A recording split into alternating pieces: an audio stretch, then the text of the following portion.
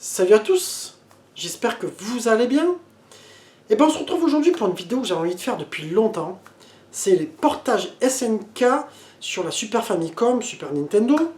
Alors c'est une vidéo que j'aurais bien voulu faire un petit peu comment j'avais fait la saga DBZ avec mon pote Farid qui était venu à la maison.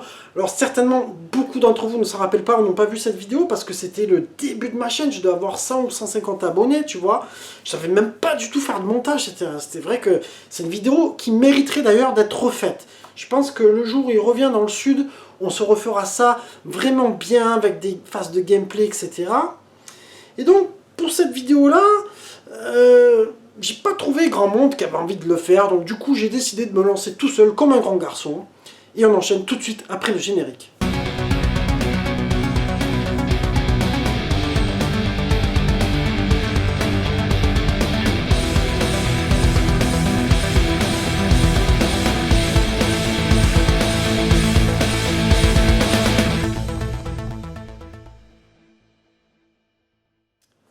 Pour commencer cette vidéo portage, on va arriver tout de suite sur...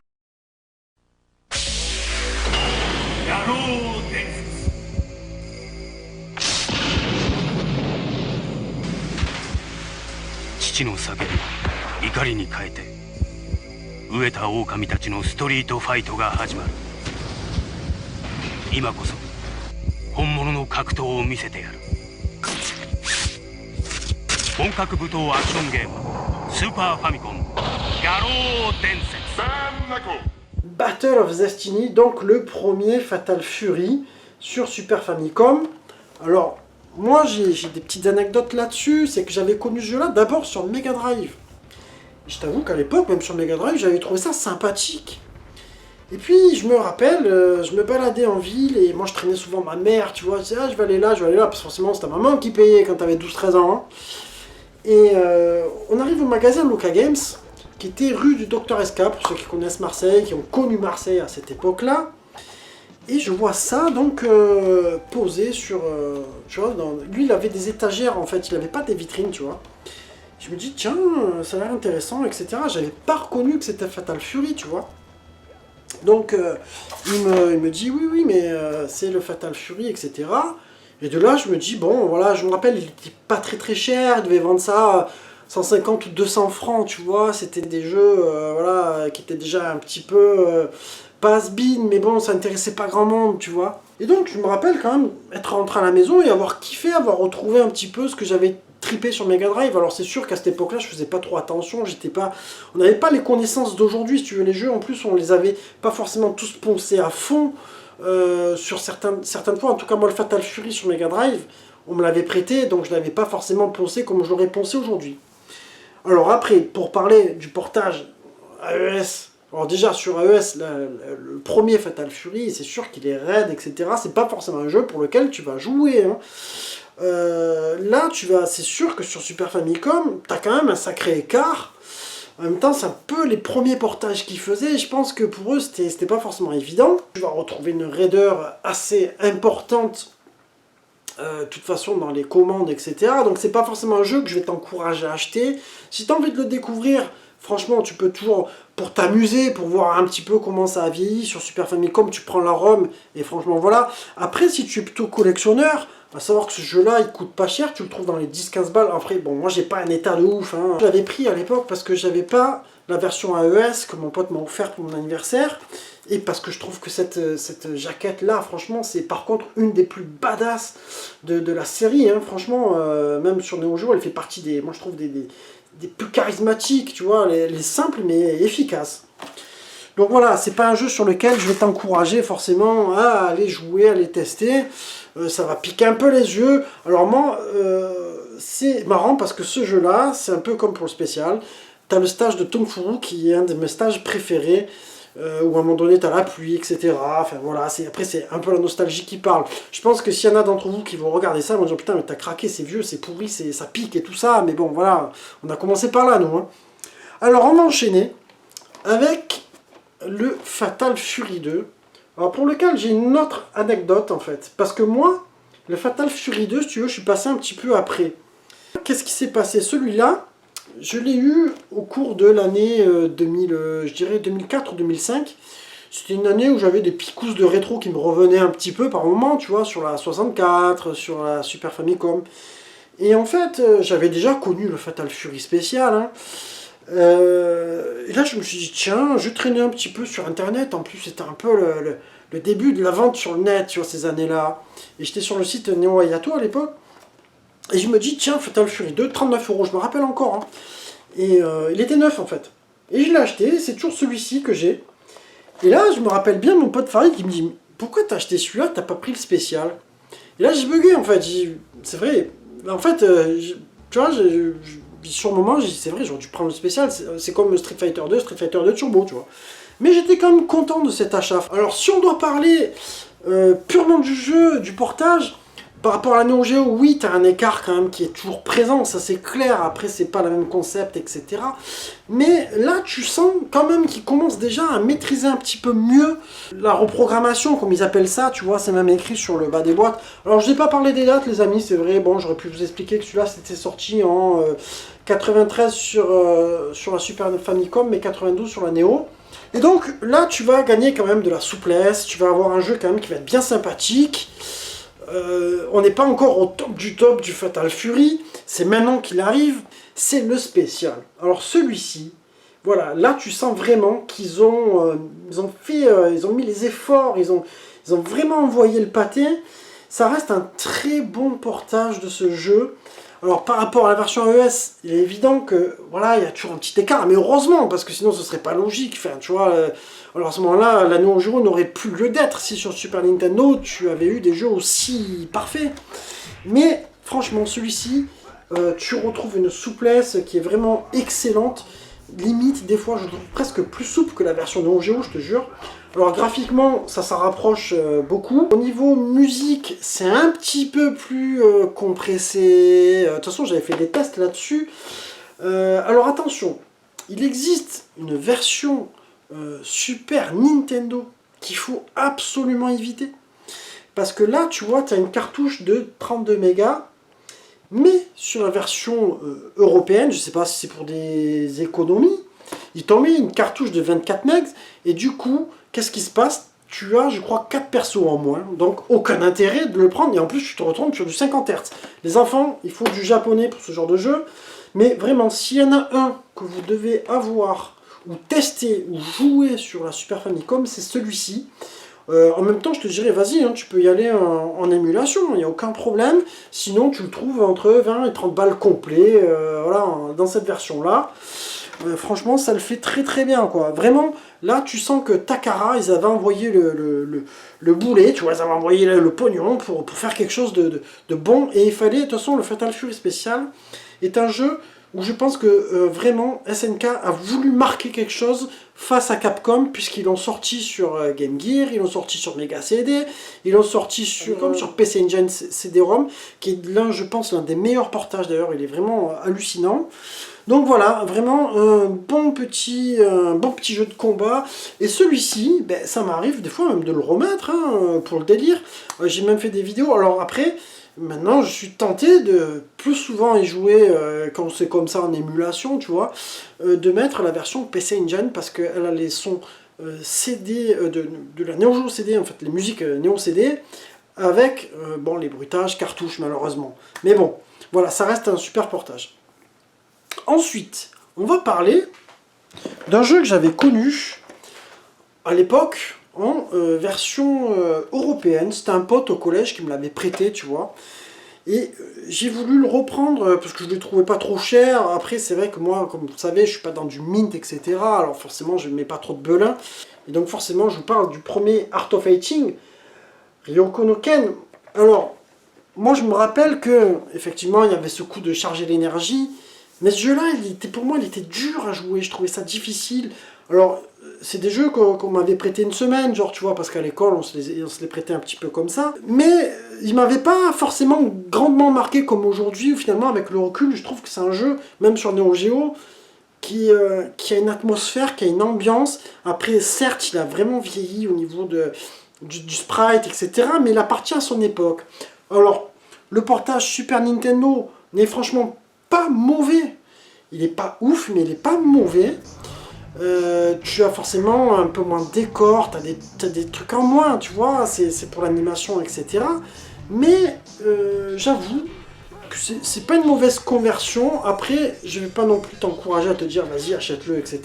Tu le mets sur ton RetroArch, tu joues, tu testes, mais à ce moment-là, si tu peux, moi je te dirais joue plutôt à la version Neo Geo, quoi. Franchement, au moins tu prends les gros zooms dans la gueule. Là, il y a eu quand même des sacrifices là-dessus, les zooms sont plus aussi importants, etc. Tu vois. Mais ça reste quand même un portage très correct.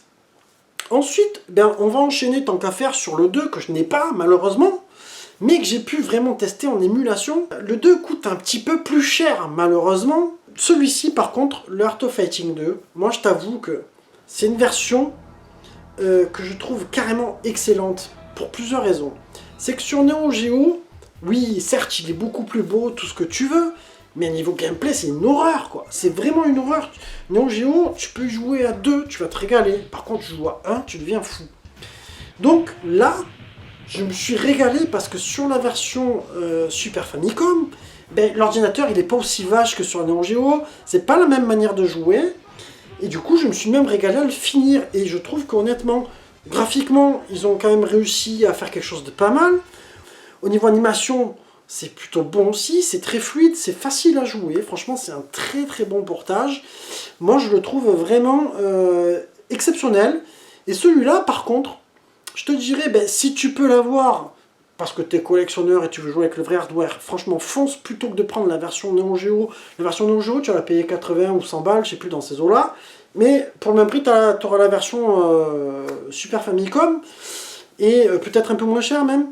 Et donc franchement, là, moi je te dirais, prends plutôt la version Super Famicom. En tout cas, super portage, j'étais vraiment agréablement surpris sur celui-ci. Ensuite, on va enchaîner sur un autre jeu que j'ai plus, que j'avais eu à l'époque et j'aimerais bien retrouver aussi en boîte. Je sais qu'il n'est pas très très cher. C'est le fameux War Heroes. Alors moi, comment je l'ai connu? À l'époque, pas loin de chez mes parents, il y avait un vidéoclub qui s'appelait Vidéomania. Et en fait, nous, de temps en temps, on y allait, tu vois, louer des films avec les potes. En plus, il y avait une salle, tu sais, interdite aux moins de 18 ans, et on s'amusait des fois à y aller. Les mecs, ils revenaient nous choper, tu vois. Mais bon, ils nous connaissaient du coin, donc ils nous engueulaient gentiment. Et ouais, on était des petits coquinous. Et donc, ils avaient fait un petit espace échange jeux vidéo, en fait. Et c'était pas très cher, ils avaient souvent des petits jeux sympathiques. C'est là que j'avais trouvé mon RA 88 à l'époque, UN Squadron. Et puis ben là, un jour, ils ont rentré le War Heroes. Et moi, je connaissais pas. Et c'est vrai que quand tu vois cette jaquette, ça fait un petit peu manga, etc. Moi, j'étais de suite à fond. Et donc, je l'avais pris. Alors, effectivement, le premier War Heroes sur Super Famicom, ouais, c'est déjà le premier sur AES, il est pas ouf, hein. Enfin, il est pas mal, mais voilà, c'est le premier, tu vois.